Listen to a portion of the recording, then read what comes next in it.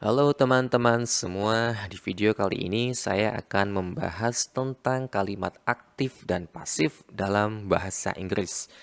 Ada dua poin yang dijadikan pokok pembahasan dalam video ini. Yang pertama, kita cari tahu apa sih perbedaan kalimat aktif dan pasif.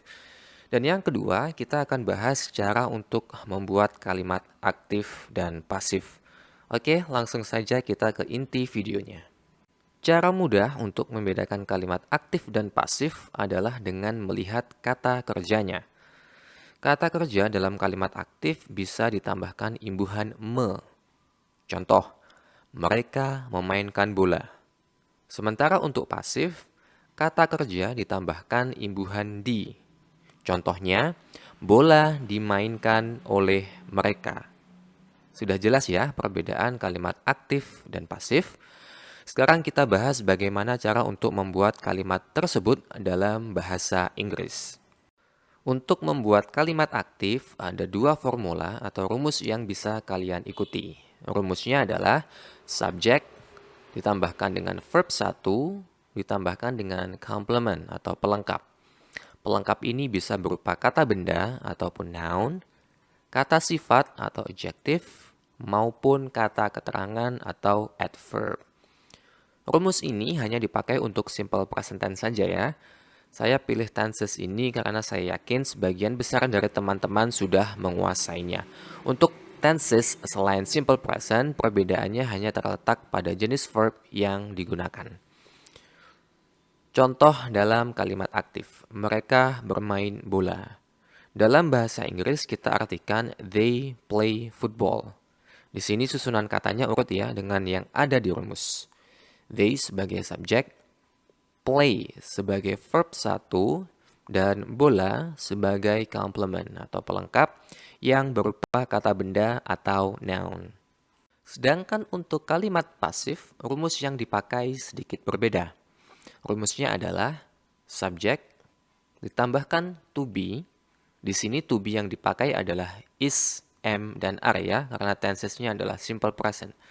Kemudian ditambah verb 3, ditambahkan dengan by, lalu ditambahkan objek. Yang perlu teman-teman ketahui adalah subjek yang dipakai di kalimat pasif berbeda dari yang dipakai di kalimat aktif. Jika dalam kalimat aktif subjeknya adalah mereka, di kalimat pasif subjeknya adalah bola. Jika dalam kalimat aktif objeknya adalah bola, di kalimat pasif, objeknya adalah mereka. Intinya, untuk merubah kalimat aktif ke pasif dan sebaliknya, kita perlu melakukan pertukaran posisi antara subjek dan objek. Sehingga ketika diterapkan dalam bahasa Inggris, hasil terjemahannya jadi seperti ini. Dalam kalimat aktif, they play football. They sebagai subjek, play sebagai verb 1, dan football sebagai objek. Dalam kalimat pasif, football is played by them. Football sebagai subjek, is sebagai to be, play sebagai verb 3, by them sebagai by plus objek. Kesalahan yang rawan terjadi adalah kesalahan dalam menentukan to be-nya. To be yang dipakai di sini disesuaikan dengan subjek yang baru, yaitu football, bukan subjek yang lama, yaitu mereka. Jadi to be yang tepat adalah is ya, bukan are. Mungkin ada juga yang bingung, kenapa di kalimat pasif yang kita pakai adalah them, sementara di kalimat aktif kita pakai they. Jadi perbedaan itu dipengaruhi oleh kedudukan dalam tanda kutip mereka dalam kalimat. Kata ganti mereka bisa berada dalam dua posisi, bisa jadi subjek, bisa jadi objek. Jika mereka menduduki posisi sebagai subjek, maka kita pakai they.